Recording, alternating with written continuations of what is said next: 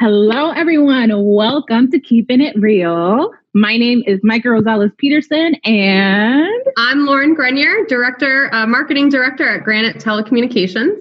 And I'm the Channel Strategy Manager at Telesystem, and we're also the co-chairs of the Alliance of Channel Women Communications Committee. And yep, we are super excited today because we're going to have a very important conversation with the very amazing powerhouse woman that I look up to so much. I was raving about her when we did the prep call, and she's like, "Why?" Yeah, no, amazing. Gavriella Schuster, who's the VP of Commercial Partners at Microsoft. Thank you for being here. We appreciate you. We know you're super busy and you're spending time with us, and we appreciate it so much. You're welcome. It's my pleasure. Awesome. So, Lauren, do you want to kick it off? We want to talk about gender equity. There's so many things that you're doing in this space for women in general, and we just want to elevate the conversation a little bit further for our viewers and for people that, you know, probably don't know a little bit about what they can do. Yeah. So, Lauren, I know we have a lot of questions. You want to kick it off? No, I think one of the first questions I had when I found out we were going to start rolling with this conversation is, how can we make tech in the channel a better experience for women? It's a great question. The biggest thing that we can all do is be allies. And really think more intentionally about what it would mean to be an ally. And it's one of the things that really drove me to deliver my TED Talk in November was providing very actionable coaching and guidance for people on how they might become an ally. And just remembering become is one of the most important things, right? You would make intentional connections with other women into communities with women to elevate them and give them access to you and access to each other. You think about that as you're doing recruiting, as you're doing your practices around supply chain selection, are you selecting a diverse network of people? Are you bringing them in into both your supply chain as well as into your organization? And then mentoring is one of the most important things that we can do, is to create allies through mentorship so that people feel comfortable. One of the most important elements of creating an inclusive environment is helping people feel like they belong.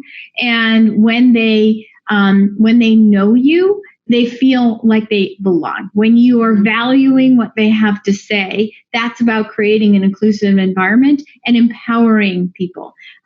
What we really want is we want people to come into the dialogue, to come into a meeting, to come into a category, a discussion, an initiative, sharing their perspective, finding their voice. And so as an ally, your goal is to promote that voice, to amplify that voice, to help them to bring their unique perspective and to be able to share it. That's such an interesting point, because even when you talk about DE&I, people think it's just one thing, and they don't realize that it's three separate things in a whole holistic view that all have to work together, right? Yeah. Being inclusive, you have to be intentional with that.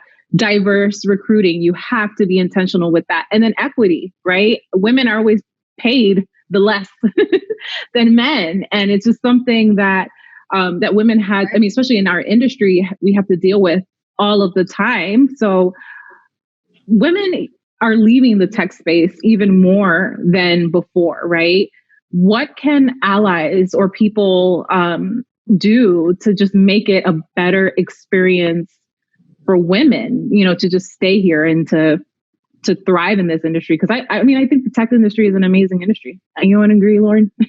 Yeah, no. The tech industry is an amazing industry. Absolutely. You know, but there's something that you said in there, and it's about equity. And it's about the fact that are women being paid at an equitable level for the job that they do? And all of the data supports to the fact that no, right? If you're a white woman, you're making 70 cents on the dollar. If you are a Black woman, you're making 60 cents on the dollar as a man. And if you're a Hispanic woman, it's about 50%. And so, what does that mean? What does that tell us? It means that we have to advocate on behalf of ourselves more. We can't just be happy to have a job. We have to push back. We have to ask for what we deserve. We have to know what roles like ours are being paid in the industry, and demand that we get that level of equal pay. And it's uncomfortable. It puts everyone in an uncomfortable position, and you could think it's just unfair. But whether we like it or not, it's undeniable.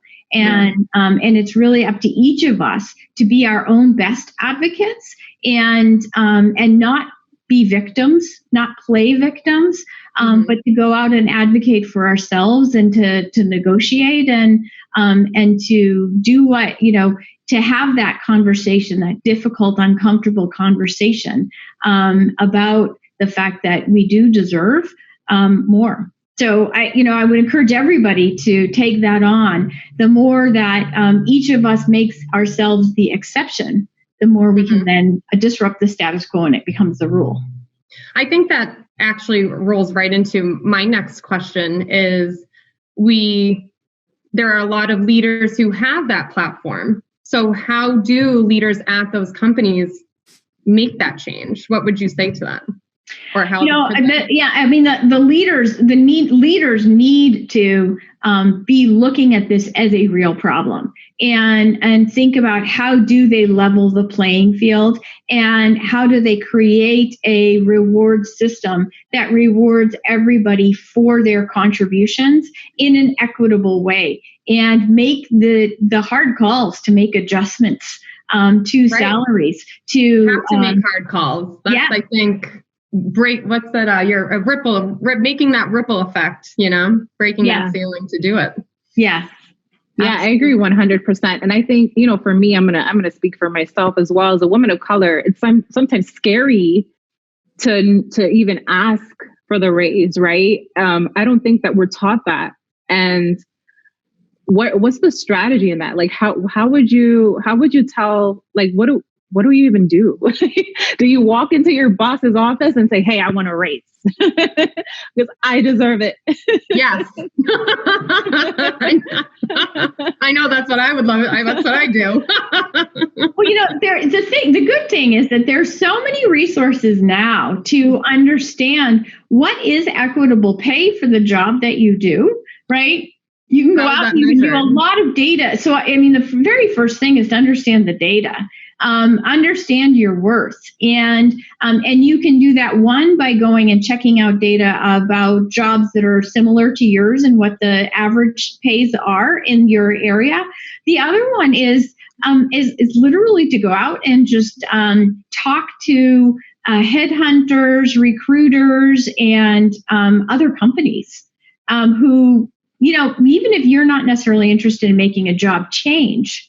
You can go through that interview process to understand what's the options and what's the opportunity for you. And then that gives you a platform to come back and have that conversation with your management, where you say, look, here's the data would suggest that individual with my experience, my years in the role, I would be making something like this. You see the little inequity between what I am making and what I should be making. I would love to stay here. I love what I do. I love working for you. But I also need to make sure that I am getting paid fairly for the job and the performance that I deliver. And so I'm here to ask if you can make that right? And or if you've gone out and you do know what your worth is to other organizations, and you come back and say, look what they're trying to pay me. Again, I love working here. I love what I do. But I'm being offered an opportunity to make 10% more, 20% more, someplace else doing the same thing. I'd love to be able to do that here. Is that possible? Mm-hmm. So ask, ladies, ask ACW ladies, be brave. Yeah. Brave. Well, be brave. You said in the beginning too, the mentorship programs. ACW has a great mentorship program. We have Achieve Unite, which is a program where we lean on each other to find out what other women are doing in companies to overcome that conversation, how it should be handled. So Quick little plug there, because I totally agree with everything that you're saying. And I think to kind of roll into the next question too, can you tell us a little bit of the women groups that you're currently leading, and maybe there's some involvement that those who aren't part of Alliance of Channel Women could be a part of, to maybe find out a little bit more of what we just talked about?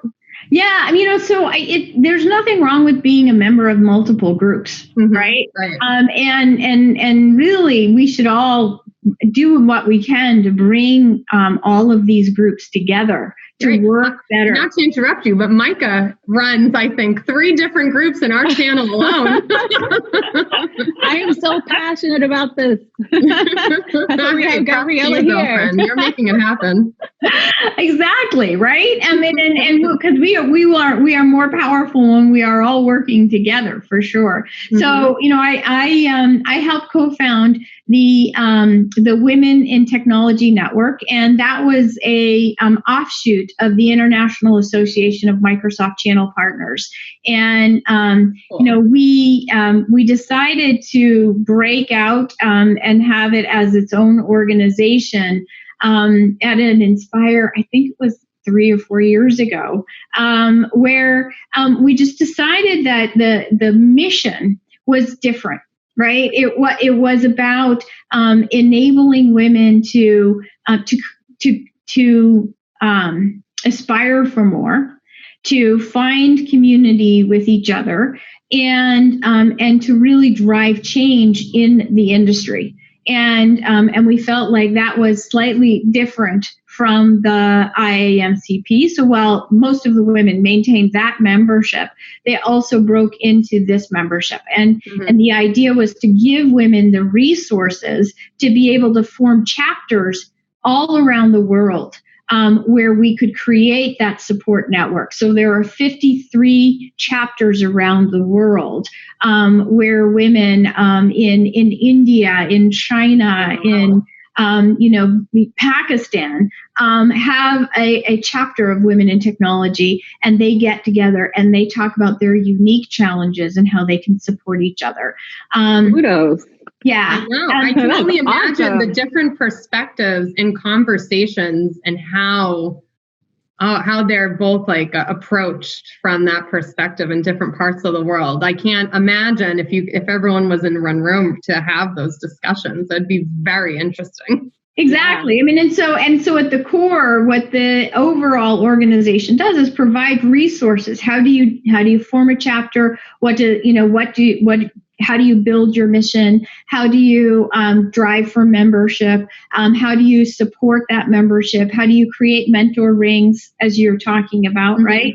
And providing those templates and those tools to make that easier and to come together then in driving change. So how do you create allies within your area? How do you have some difficult conversations?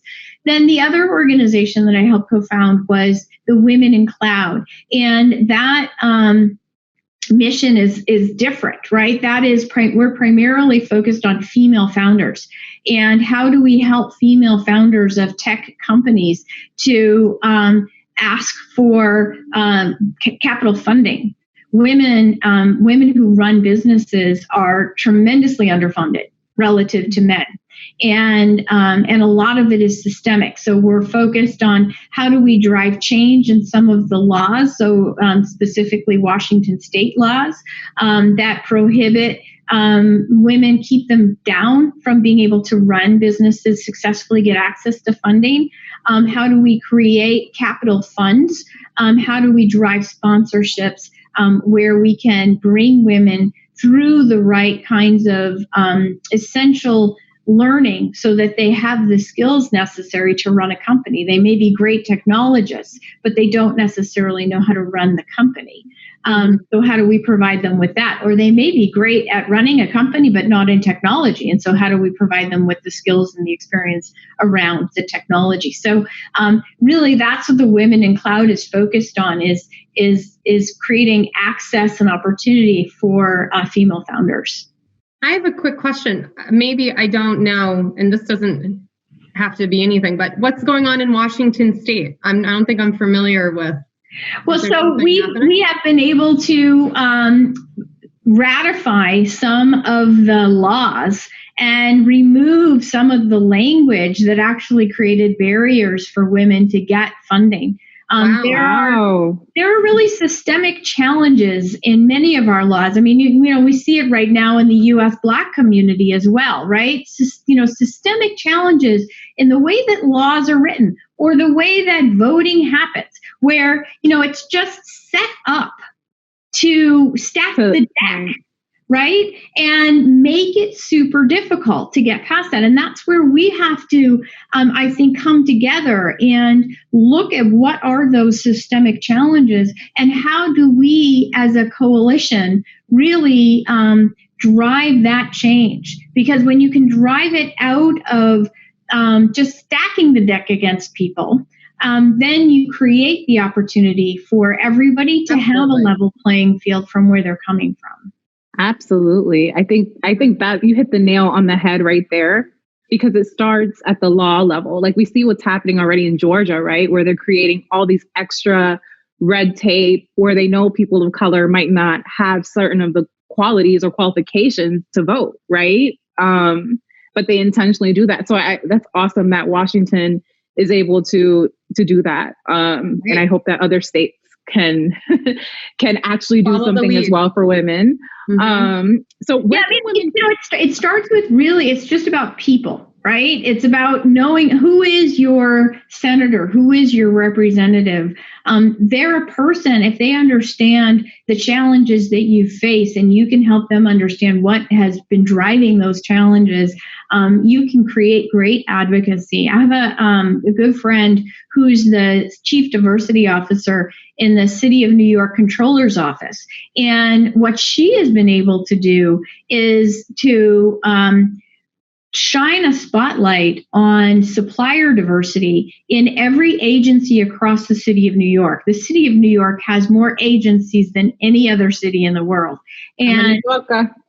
There you go. So she has created a report that shows what is the supplier diversity of those agencies and really kind of shamed them into thinking about their diversity and going out and intentionally and actively bringing companies into that supply chain who are more minority owned. And so, I mean, just one person can make a huge difference. Yeah, we used that idea for the channel and I think it got shut down because we didn't want to ruffle feathers. But I love that because sometimes you just have to put it out there and say, hey, there's a problem so that something can be fixed. So Gavriella, how can people find you? How can people connect with you? How can people be your friend? Yeah, let's be friends. You can find me on LinkedIn. You can find me on Twitter. You can find me on Facebook. You can find her on a TED Talk. You can find me on LinkedIn. I think the beauty of my name, thank my parents for it, is that I have a very unique name, and there is really only one Gavriella with a V. Yeah. I love that. If you find that when you do a search, it's me. What is the last question? What is one piece of advice you want to leave our ACW ladies with? I know you gave such a ton of things that they can take with them, but is one important thing that you think that our viewership should take with them and apply to their world? I think the one thing is to be an ally, help others succeed, amplify the voice of others. That's empowerment. And when you can empower another human being, it is the greatest joy that you will ever have. Mm-hmm. And it is the best thing that you can do for another person. There you go. Love it. Lori, you want to wrap us up? I love this. I'm going to listen to this over and over. Thank you so much for being here. And again, we appreciate you. And I really hope that our viewers are able to take bits and pieces of what you said and really apply it to their daily careers. And I'm sure that they have. I know I did today. I appreciate you. Thank you so much for taking the time again. Thank you both. This was a great, enriching conversation. It was a pleasure to speak with you, and hopefully everyone has at least one new action they can take. Just one. That's right. Awesome. Right. Keeping it real. We're out. Keeping it real. It's our sign-off song. Peace.